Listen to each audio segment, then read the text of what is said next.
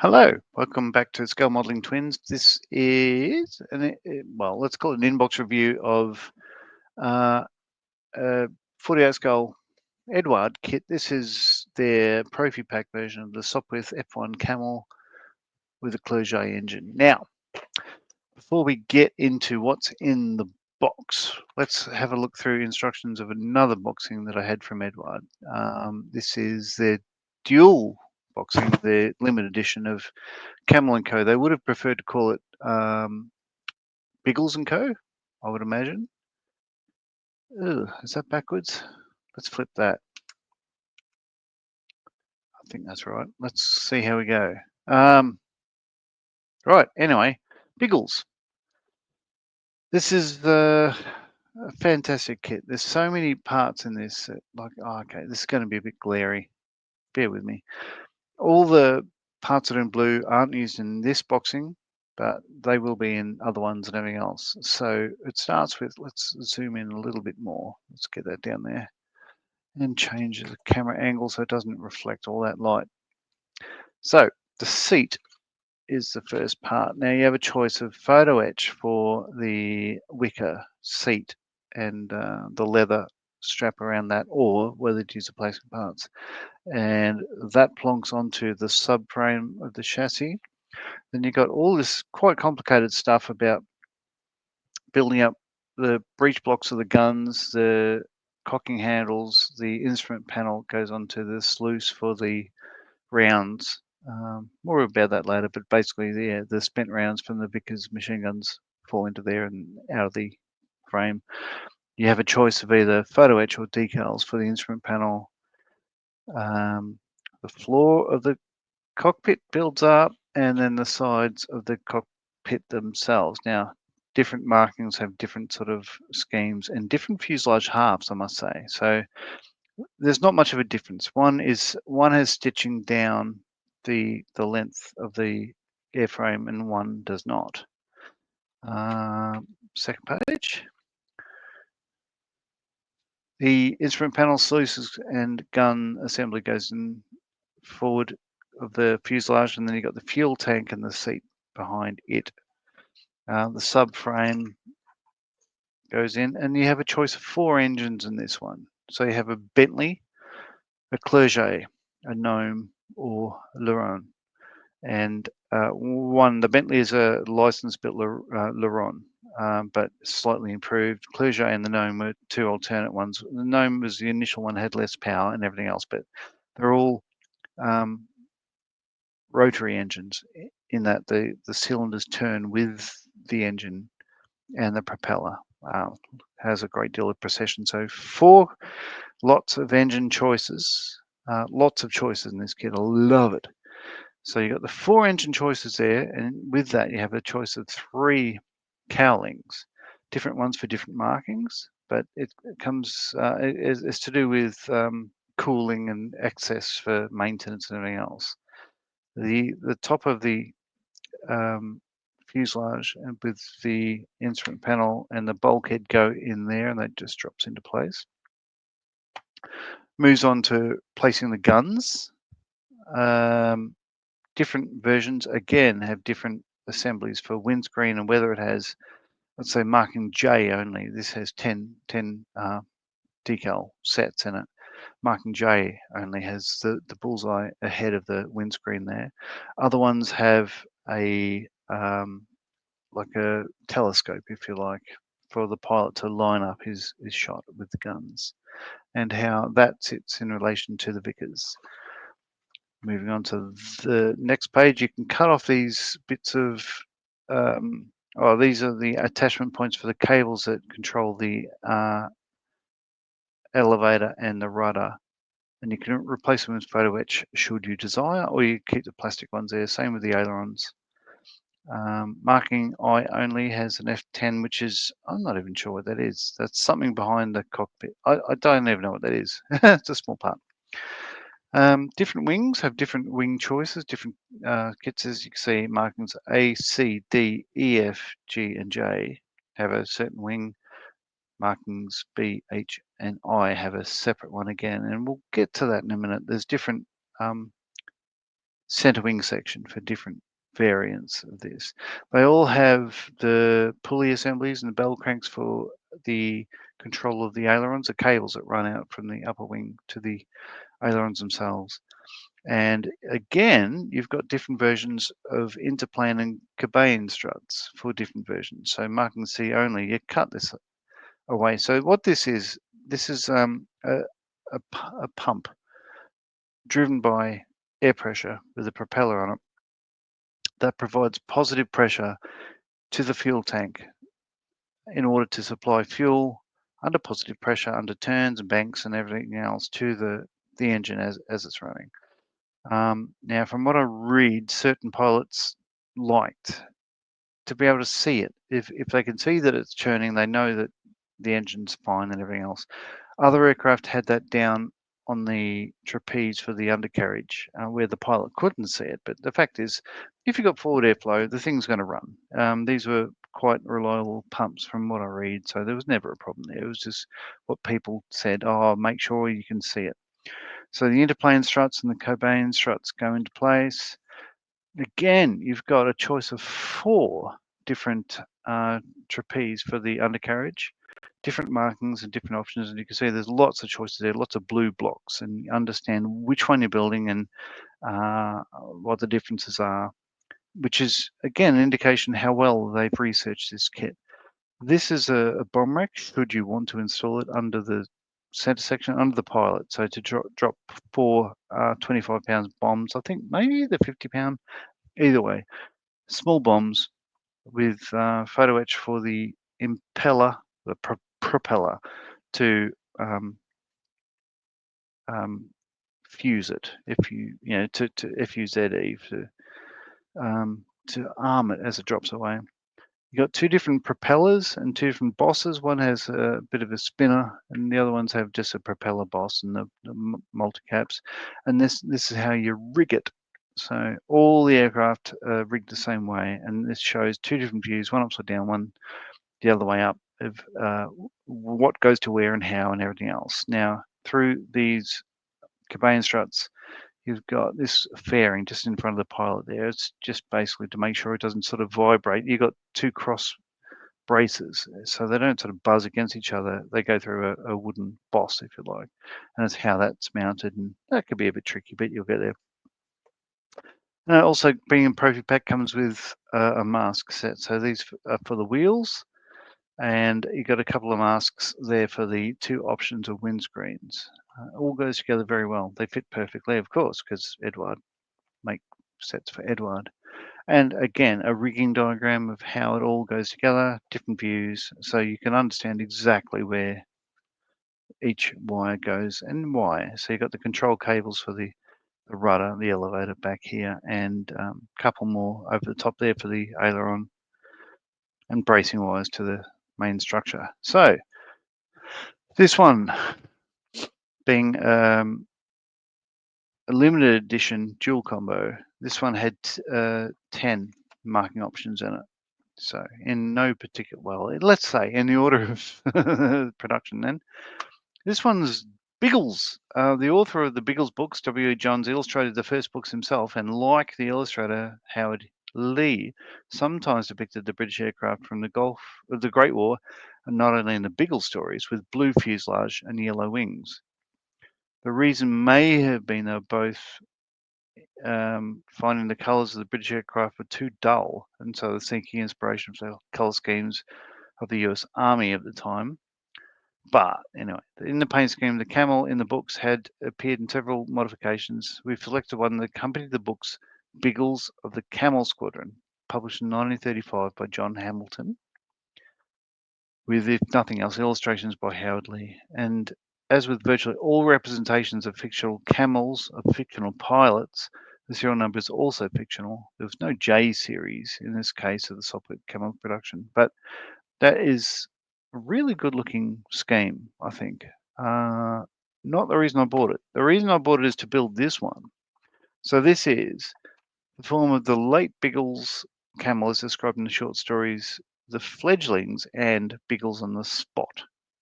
So in both cases, We read about letters drawn on the camel's nose, similar to the practice seen on SE-5A fighters or DH-4s of 55 Squadron AIF.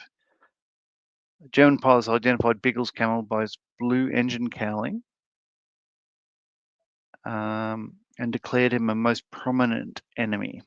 The entire squadron painted the nose of their machines blue subsequently. In the latter story, there's also mentioned the Bentley engine in Biggles' camel. There's a serial number, again, it's fictitious. The individual markings of the squadron markings are white, but the individual lettering in the nose is blue, and the color of the upper surfaces is, let's say, PC10. Love the look of that. That's a beautiful plane. That's the main reason I bought it for that scheme. Now, this one is a replica flying in New Zealand right now, but this is Captain Clive Collett of B Flight 70 Squadron Royal Flying Corps in Poperinghe in France in 1917. It's probably PC-12 upper surfaces. So the differences between that and that is one is slightly more green and one slightly more brown. It's probably hard to see on the screen, but there's a difference. Love the look of that one. And there's pictures online of that one. It's one of Peter Jackson's aircraft. Incredible reproduction there. This one here is very cool. This is Walter Hinchcliffe of 10 Squadron, Naval Squadron, Royal Naval Air Service in France in 1918. Beautiful looking aircraft, that one. This one, Arthur Brown. Now, Canadian Arthur Brown became one of the most famous fighters of the Entente powers, although he achieved only 10 kills, only in inverted commas. The reason is his victory over Manfred von Richthofen. Brown achieved 3 kills flying this camel during September and October 17, third and fifth kill. Brown became an RNAS pilot. He suffered a back injury in a crash, spent 3 months recovering. Further health issues prevented him from combat until April 1917, when he was assigned to 9 Naval Squadron RNAF and changed to 11 and 4 subsequently. When back at 11, he achieved his first kill in July 2017. Bear with me, this is all worthwhile because it's history.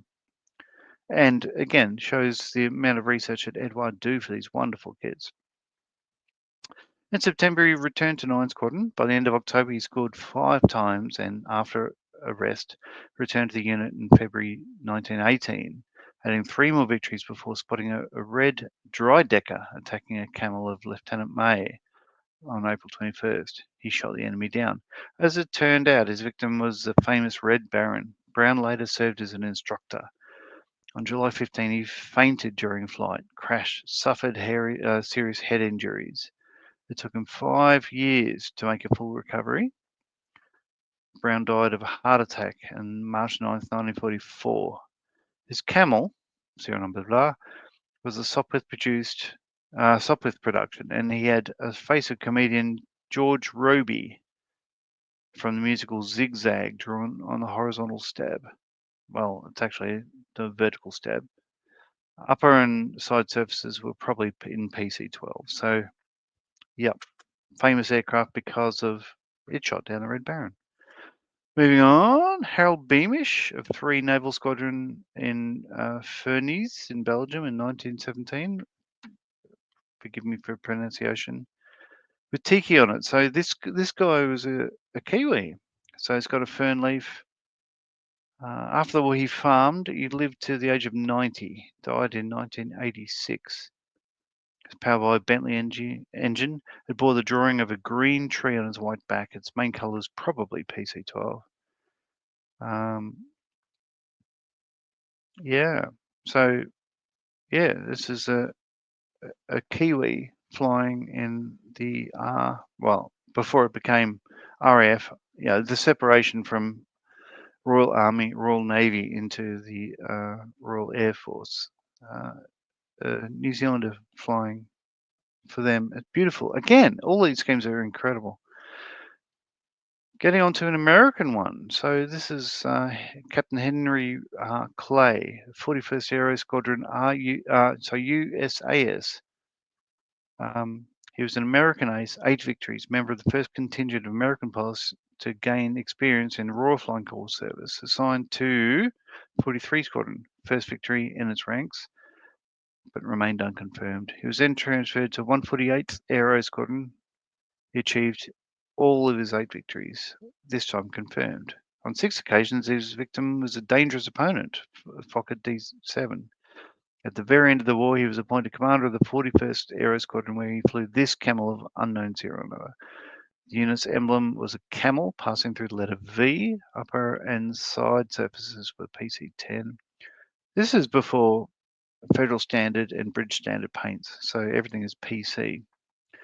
Before he could lead his unit into combat for the first time, the war was over, but Clay never returned home to the United States. He died in Koblenz in Germany in 1919, February 17, during the 3rd wave of Spanish flu, which is, again, awful. Captain Durbin Victor Armstrong of 151 Squadron RAF in Crécy Estrees in France. So red all over.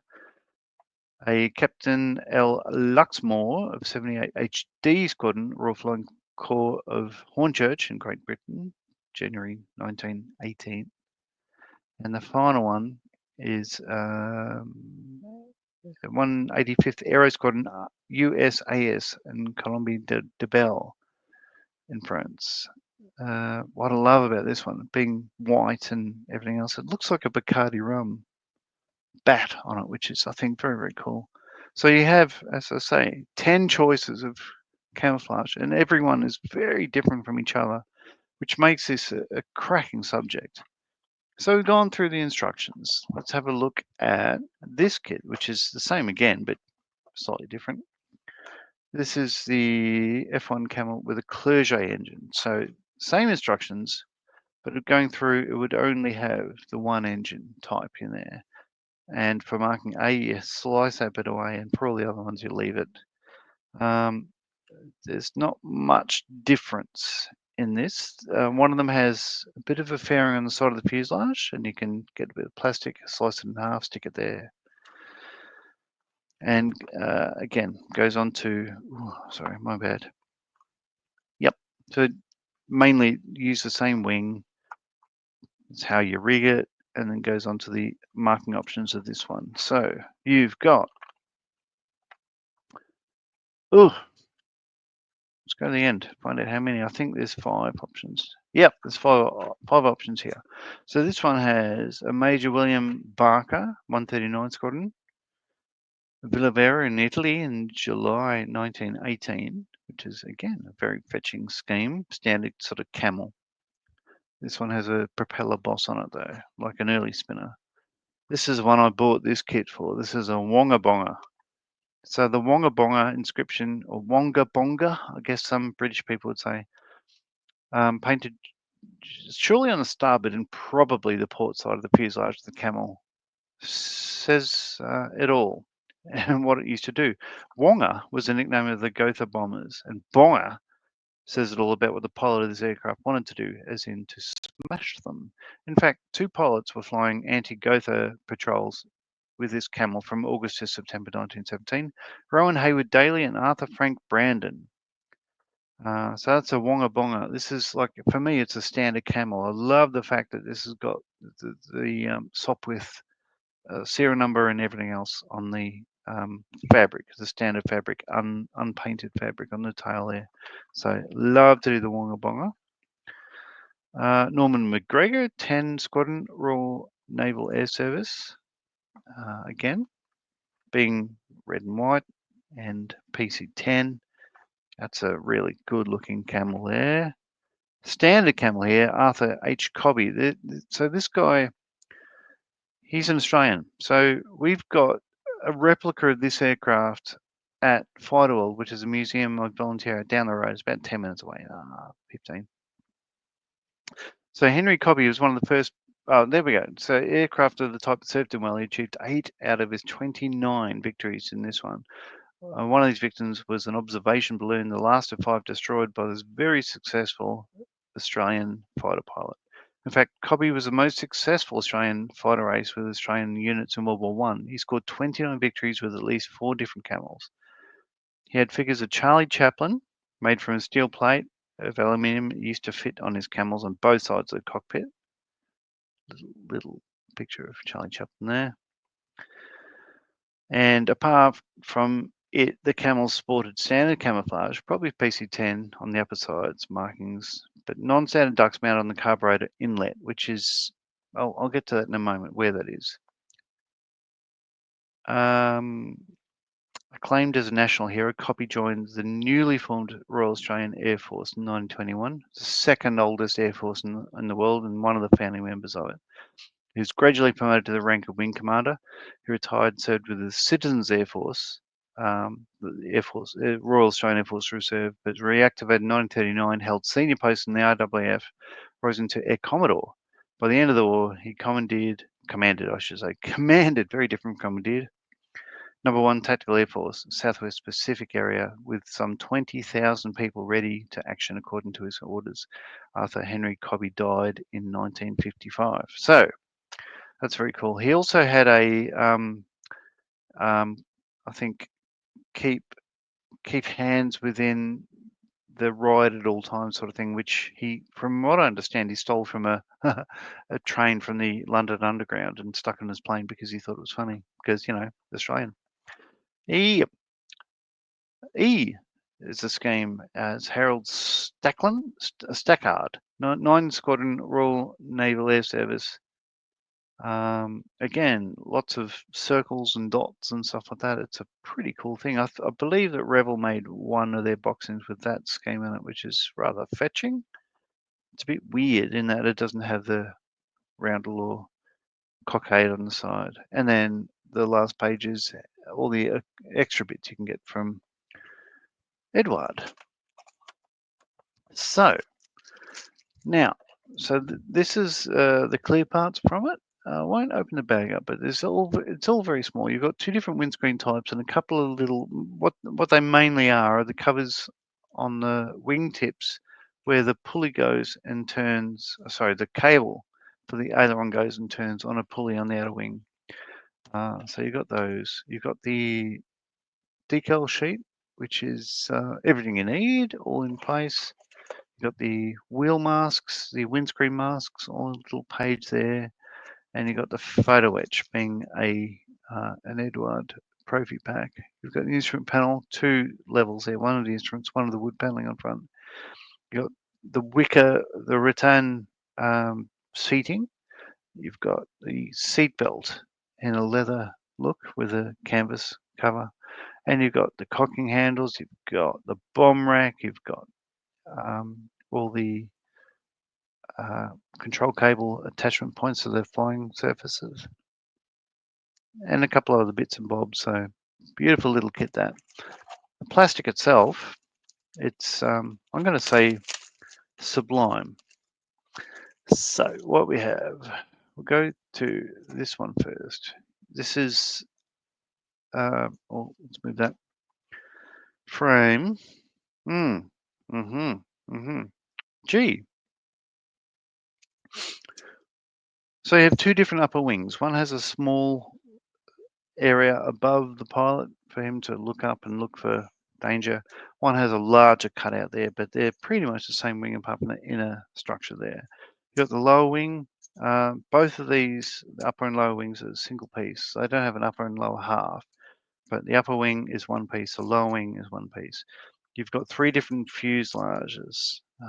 So the difference is one of them has stitching down the length of the fuselage there. The other one does not. So this is the same one, but the other option where it's without stitching down there. Apart from that, it's the same. We're talking about carburetor inlets before. You've got different ducts here. So you've got a round circle on each fuselage half. That's a carburetor inlet. So it's sucked in from both sides of the fuselage, goes to the center just in front of the control stick, and then goes forward into the engine, where the carburetor is at the back of the engine. You've got those sections there.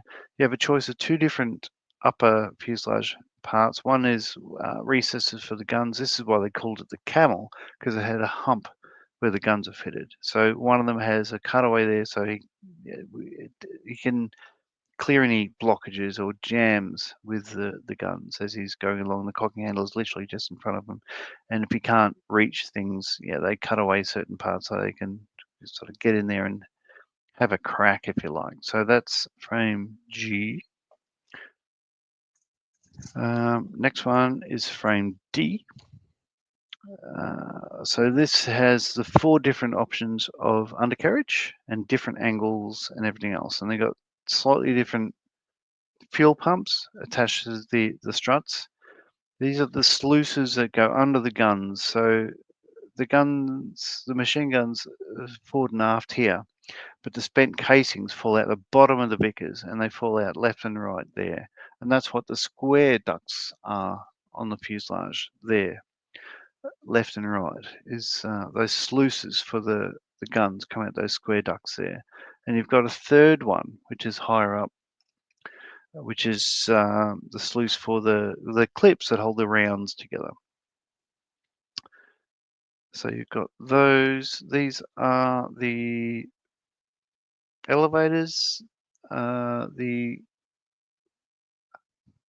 This is the fuselage underneath the pilot's feet and behind the engine, so that's the air cooling duct.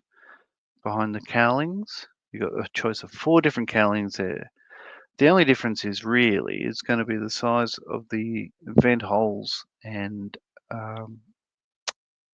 access panels on each, but each engine has a separate cowling, and you'd fit those as per the instructions.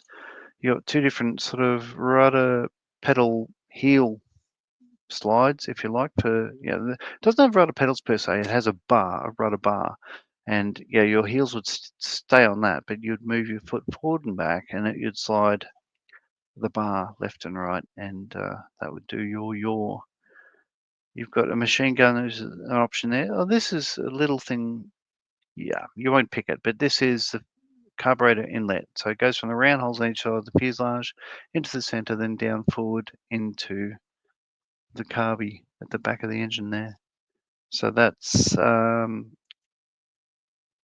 that works. You've got a couple of different, these are Foster mounts for different options. I don't believe they're used on this kit, but some guns had Vickers down low and a Lewis gun on top, and you can slide it backwards, rearm, put a new magazine on, slide it forward. That's a Foster mount.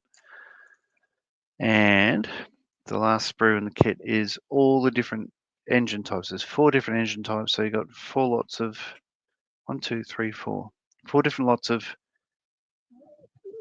cylinder and central body assemblies, and you got 4 different lots of the push rods and everything else. So you've got enough there to put together the Lerone, the Bentley, the Clerget, and the Leron engine.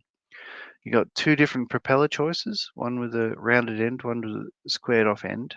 You've got 2 different instrument panel choices. You've got other ones. So you could either paint them and put decals on if you like, or you can use the flat ones and put on the photo etch. You've got a bomb rack. You can have a choice of either plastic or photo etch. You've got the internal structure of the sides of the cockpit, and all the other little bits and bobs. These are the breeches for the machine guns. So if you bent the cooling fins in the photo etch, you stick them on top of these and go on with that. And that's it. As you can see, there's lots of choices. Fuel tank there, seat pan there, whether you use the plastic one or the photo etch one. This kit, as far as I'm concerned, I'll go change camera. For me, it's a perfect kit. I love the Camel. I think as a subject matter, it's an interesting aircraft. It has quite rightly become known for its ability in the First World War. So it shot down more enemy aircraft than any other aircraft type in the First World War. It was inherently dangerous to fly. That is because of the precession of the engine. That is, the cylinders are turning with the pistons and the whole thing is cranking around with the propeller, that it's always going to want to turn right. So if you let go of the control stick, from what I read, it would go into an uncontrollable death spiral to the right. So if somebody needed to turn right to attack an enemy aircraft, they'd tend to turn left and go the long way around, knowing that they can control it. If they went right, then most pilots wouldn't be able to get out of that spin. So it was a very difficult aircraft to fly, but because it was unstable, you're able to do more with it than what you could other aircraft types. It was pretty remarkable. And yeah, you used after the First World War, so there's a lot of aircraft that weren't and everything else. And I have built a couple of these. So this is the double boxing and how they turned out. So two different Camels. And they're very different from each other because I've done different versions. So zoom in, show you how it all turns out. So we have, in no particular order, this is the order I made them. So let's go with that. So this is the Royal Naval Air Service Hinchcliffe's aircraft. Steph, budget modeler, I asked him, oh God, a couple of years ago now, if I built one of these, which scheme do you choose? And I gave him all the choices, and he said this one. And later on, after I finished it, he said, yeah, I chose the most difficult one to see if I can sort of piss me off. But no, thoroughly enjoyed it. So this is the, it's like an olive green, if you like, with obviously blue. It has white decals for the surround here. I painted them because I could. You've got clear bits over the forward wing there that shows the cable and the pulleys going back to the ailerons. You've got all the control cables. These are I've just used Easy Line for those. Guns, windscreen, this is all for that option. It's got a bomb rack underneath there. We have, I mentioned Cobby's aircraft replica is at Fighter World. I just crawled underneath that and looked at the mock-up bombs that they have there, copied them, stuck them on here. So I don't know if they're accurate or not, but they're certainly the reference that I have. Different cowl with that, with most of the airflow going underneath and to the rear under the fuselage there. And again, you've got the fuel pump on the struts, on the forward strut there. So that's Hinchcliffe's aircraft. Really beautiful scheme, I think. In fact, one of the Wing Nut Wings Sopwith Camel schemes has this one as one of the options. And the other one, this is the second scheme option in the kit. This is, if Biggles was real, this is his aircraft with the blue nose, the blue horseshoe for good luck, and his markings of what they believe his aircraft would have been. And I think it's just a beautiful looking aircraft. I love everything about the Camel. This different wings. So these are the two separate wings and how they turn out. And yeah, you've got different visibility. You've got different windscreen setups. You've got, yeah, it's all quite different. Whereas Biggles had his open to prevent blockages. Hinchcliffe had the standard sort of smaller opening for the cockpit. So yeah, as I say, the same kit, exactly the same kit. Both of them are the Bentley engines, but they look quite different in the way they've turned out because all the schemes in this are unique, and you have so many options that they've turned out really well. And I love this kit, which is why I'll do I'll build Camels till the cows come home, really. Anyway, enough of me waffling. That's a look at the Sopwith Camel from Eduard.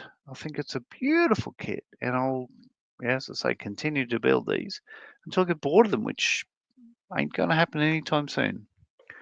So thanks for joining, and I'll see you soon, hopefully. Hooroo!